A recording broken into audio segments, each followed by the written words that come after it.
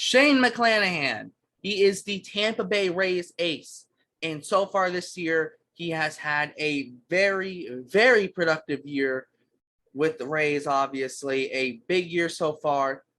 And he could be slated, and he's slated right now to be in this Cy Young contention by the end of the year. Will he win it? What's his chances? Can he do what Blake Snell did a few years ago? We'll see. Find out all my thoughts on him and more right here, right now on Bleacher Brawls. My name is Derek, and let's get into it. So Shane McClanahan, first things first, left-handed pitcher, throws 4 pitches, fastball, curveball, changeup, slider, and not only is it a 4-pitch mix, it's a 4-pitch mix, and all these pitches are nasty. He throws his fastball 37% of the time, the curveball 25% of the time, the changeup 21% of the time, and the slider 16% of the time. He trusts all 4 of those pitches, and all 4 of those pitches are nasty when they're on. Shane McClanahan, I got to see him last year in person, live in person. And the one thing with him last year in 2021 was he could pitch amazing, but he'd run into that one inning where he'd get hit. It'd be that one inning where the team would just put up 3 or 4 on him. And that was the outing. You'd only give up 3 or 4 runs, but they'd all come in one inning. Or maybe you give up 4 runs, but 3 of them came in one inning. It was always that one inning that hurt him. And all the other innings, he was fine. It was just that one inning that hurt him, it seemed. But this year, he's really gotten that under control. Before the season, I was like, if he can just stop that one inning every game, he's gonna be a legitimate ace this year. He has done that. He has been a legitimate ace this year. And I'm going to a Red Sox and Rays games later this year. And even though I know it might hurt the Red Sox, I'd love to see him pitch again this year because I love his pitch mix. He's so nasty. All his pitches are ridiculous. And I legitimately think he can win the Cy Young this year. I think right now he's up there. He's right up there, literally right up there. Is Martin Perez and Nestor Cortez going to keep their form all year? I don't know. I'd lean a little bit towards Shane McClanahan having a better rest of the year than all of them. At least maybe it's a little bit personal bias. Maybe it's because I've seen him in person. But I really, really, really, really like Shane McClanahan. I cannot state it enough. When you look at his baseball savant, his average exit velocity, 67th percentile. Like, that's one of the lowest things we're going to get. His hard hit percentage, 77th percentile. His expected weighted on base, this is for batters against him, 93rd percentile. His expected ERA, 93rd percentile. His expected batting average against 89th percentile. Expected slugging percentage against 79th percentile. His barrel percentage, 49th percentile. It's not amazing. His K rate, 97th percentile. His walk rate is 88th percentile. His whiff rate is 96th percentile. His chase rate is 91st percentile. His fastball velocity is 92nd percentile. The fastball spin rate is only 41st percentile. But then the curveball spin rate is 74th percentile. He has been ridiculous this year. He has been ridiculous. 12 starts, a 7-2 record. I know that doesn't really matter, but a 187 ERA and 72 1/3 innings pitched and 98 strikeouts an inning with a whip of a 0.86. He has been stellar so far this year. Stellar. Literally stellar. It's so, I don't like, it's ridiculous just how good he's been this year. And you can see based on where he throws his pitches is how he likes to use them. His fastball is normally up in the zone, a little bit arm side as his lefty, so a little bit up and away to righties, up and into lefties a little bit. That's normally around where he throws it. His curveball is a little bit over the zone, but it's more kind of the middle, somewhat in the middle of the plate, but lower. But because it tunnels with the fastball really well, it's hard to get a read on. His changeup's kind of lower left-hand side. If you're facing the plate from the rubber, from the mound, it's lower left-hand side, so it's lower arm side, tunnels well with the fastball. And the slider is lower right side. So obviously lefty side's coming across, so down and into a righty, down away from a lefty. All of his pitches tunnels fastball, and his fastball also has, even though it's a four-seam fastball, has very good movement. He's one of those guys where all his pitches, if they're on, he's going to dominate you. I think he just had like an 8-inning outing, and he was like just stellar the other day. It was like an 8-inning outing or something. Like, it was ridiculous. When he's on, I legitimately think with how he's pitched this year, if he's on, I'm gonna make the bold claim and say when he's on, he can be the best pitcher in the American League. That's how good I think Shane McClanahan is when he's on. When he's off, he does struggle a little bit. But this year, he really hasn't been off much. He's been on his game like every single time out. And he's just so good. He's been so good this year. It's actually like ridiculous. Is the movement, and also we got to talk about the movement he gets on his pitches. It's ridiculous. Like if you can like when he pitches and you like, I just go on Twitter, see like go to Pitching Ninja, let me see, and you just see okay, fastball go with the changeup, oh that tunnels, fastball curveball, that tunnels, fastball slider, that tunnels, it's slider changeup, that tunnels. It's just like everything tunnels with each other. And so as a hitter, you literally have 4 pitches and you got to figure out which one's coming. And if you're pretty much guessing as a hitter. So he has been that's how good he's been. So good this year. So good. He's second in the American League with ERA with a 187. Martin Perez got roughed up his last start, so he's up to 218. Nestor Cortez is up to 196. Alek Manoah, he's up to 181. McClanahan's right behind him, 187. Obviously, Verlander's behind him at 194. For McClanahan's Cy Young hopes, I'm a little worried that Verlander having this massive comeback year might hurt his chances because voter bias a little bit and having a comeback year. But I truly think McClanahan could be the front runner by the end of the year. Yes, he hasn't proven to do it over the course of the season, but in his career, I mean, 37 games, 25 ERA. You look at even last year. I mean, last year he should have had 343 ERA last year and 25 starts. And that's with giving up those big innings. This year he's pretty much cut those big innings out, and it's been very important for him. His last 7 starts, he's got a 1.19 ERA. He's in his last start, 8 innings, only given up 2 hits, only walked 1 guy, struck out 9, no earned runs. He has been the definition of stellar. I can't state that enough. He's been stellar. And when you put it with the rest of this Rays pitching staff that they have, that's nasty. It makes, it's ridiculous. And their bullpen's very good. He's at a 187 ERA this year, which gives him an ERA plus of, guess what? 188. A 188 ERA plus. He's got a 245 FIP.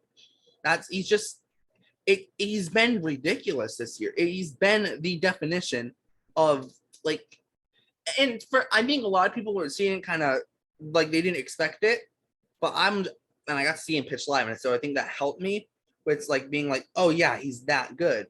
But also too, and I really think it was just those big innings. We saw it in the ALDS last year. I think he started game 1 against the Red Sox. He goes 5 innings, doesn't give up any runs, looks so good. It looked amazing. But then in game 4, he comes in, they bring him in the 3rd inning on the bullpen to try and help lessen the blow, and he gives up a bunch of runs in that 1 inning. And it's like that's been the thing with him. Can he limit those big innings? And he's done that so far this year. And his left on base percentage this year is 89%. That is ridiculous. Last year was 79%, which yes, that's ridiculous too. But 89% is stupid. That's stupid. He's got a 187 ERA, 245 expected ERA, a 245 FIP, a 202 expected FIP. He's already at a 2.1 WAR. Last year at 2.5 the whole year. He's already got a 2.1 this year. It's so ridiculous just how good he's been. And it doesn't make for a guy who's in his 2nd year in the big leagues, there's this big thing with Blake Snell when he came up, because Snell was so good when he came up for the Rays, and he had that big Cy Young year. We had a 180 ERA, and I think that was 2018, which I'm pretty sure was his 3rd year in the big leagues. It was his 3rd year. Yes, that was his 3rd year in the big leagues when he had a 189 ERA, but he had a 315 expected ERA, 295 FIP, a 316 expected ERA.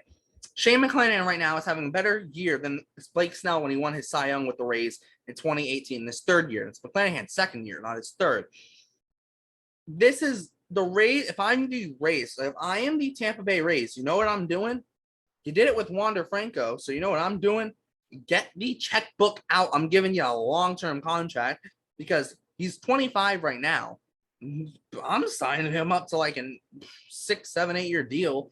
He's proven even his rookie year, he had a 3.43 ERA, which is solid. That gave him an ERA plus of 115. This year he's been Cy Young level. He just has been. And if I'm the Rays, you already did with Wander Franco as your position player core. You're going to be a big piece. Shane McClanahan might be that big pitching piece. The Rays want to build a legitimate. The Rays want to be legitimately a ridiculous force in the coming years and in the future, and just continue to be a force. Maybe it's time to bring out the checkbook a little bit. You can do it, and they can do it with it. And remember, because McClanahan's only in his second year, he still has another renewal year and then 3 arbitration years. So at minimum, they're going to get him for another 4 years. So why not take advantage of that and try and buy out 2 or 3 years of his free agency, bump that up to 6, 7, maybe even 8 years if you buy out 4 years of his free agency. The Rays could do that, and you get that core of Shane McClanahan and Wander Franco, plus all the other guys they have. And then how they can just find guys out of nowhere like relievers, and their player development is ridiculously good. It's so good. The Rays are going to be set, and I'm going to be honest. I know the Yankees are running away with the American League East, but if I'm the Red Sox, I don't want to touch the Rays in the playoffs if McClanahan's pitching like he has been with all the other pitching that they have. If their pitching can stay solid, it's going to literally the Rays literally could be. I think the Rays legitimately this year might be their best chance at a World Series if everyone can stay healthy and everyone can play up to where we know they can. Like, for example, Wander Franco, he's struggled a little bit this year. He's been unhealthy at times, but if he can play like we know he can, he's going to be stellar. The Rays, if they can stay healthy, they've been stellar. JP Fireis out the bullpen has a 0 ERA. It's unfortunately he's injured now. He had a 0 ERA. Yes, he's not their closer, but he's been so solid bringing him in whatever situation you need him. And I think that's what the Rays this year are going to rely on their pitching. As Muson's been great as a starter as well. And then their bullpen just picks up wins. Corey Kluber was a great pickup. Jeffrey Springs for them has been good. They got him from the Red Sox in a trade. He's been very good for them in 16 games, 49 innings. He started his last 7 outings. So the Rays have figured some stuff out with their pitching. And it's like they always grab guys out of nowhere. And like McClanahan wasn't some, crazy guy that they got with a amazing, draft pick or whatever. The Rays took him in the first round, but he was the 31st pick. It's not like he was the first or second pick. It was in 2018. They got him with the 31st pick. It's not like they got him in. Yes, they didn't get him in the 30th round or something. No, they got him in the first round out of University of South Florida. But guess what that means? They got to see him because he was right down the road from them. And they got to see him. They probably saw all his games because he was literally right down the road at the University of South Florida, which is in Tampa. So they got to see him. He's literally right there for them to see whenever they needed to. And also, too, it still shows the player development that Tampa has because he has been so good for them. And he's went to college in Tampa and is basically in the same area, obviously, all that. So they probably got the most eyes on him. But it's not like he was the first or second or third overall pick who burst onto the scene and became a Cy Young contender right away. No, he's still the 31st pick. Normally, those guys still take a little bit longer to develop, even if they're coming out of college like McClanahan did. And now you see him this year, and I'm gonna make my call right here. Shane McClanahan will. I don't know if he's gonna start the All-Star game. I think if it was just based on stats and how he pitched this year, I think he would. But I have a feeling that either he's just not going to pitch because of rotation or they're going to give it to Verlander because it's Justin Verlander. However, if the voters vote properly for the Cy Young, Shane McClanahan will win the Cy Young this year as long as he stays healthy. I'm going to make that call right here, right now. I will come back to it at the end of the year, and we'll see if I'm right or if I'm wrong. That's it. That's going to wrap it up. Shane McClanahan, I'm making my pick. He's winning the Cy Young this year. And that's even higher than I expected. I expect him to be borderline, ace this year if he could keep it, stop those big innings. And he's done it. And I'm calling it now. If he stays healthy, he will be a front runner for the Cy Young. He should win the Cy Young if he stays healthy. That's the call I'm making. That's it. That's going to wrap it up here on Bleacher Brawls. So thanks for tuning into the Shane McClanahan video. Make sure to check out all our previous videos. We do Red Sox game recaps every day. As if you can't tell, Red Sox hat, figures, Red Sox fan here. So we're doing Red Sox game recaps after every Red Sox game. We're doing a bunch of prospect videos. On Wednesday, we will have one covering Max Meyer of the Miami Marlins. We do a bunch of other videos on just teams, players, whatever we feel like covering. If you guys have anything you want us to cover, let us know. Throw stuff in the comments. Any thoughts on McClanahan or this video in general, throw that down there as well. We're going to interact with you guys down there as well. And make sure to check out all the social media, all that stuff will be in the description, the website, the podcast, the Twitter, the Instagram, plus all the cruise Twitters. They'll all be down there. Thanks for tuning in. My name is Derek. You're watching Bleacher Brawls, and I'll see you next time.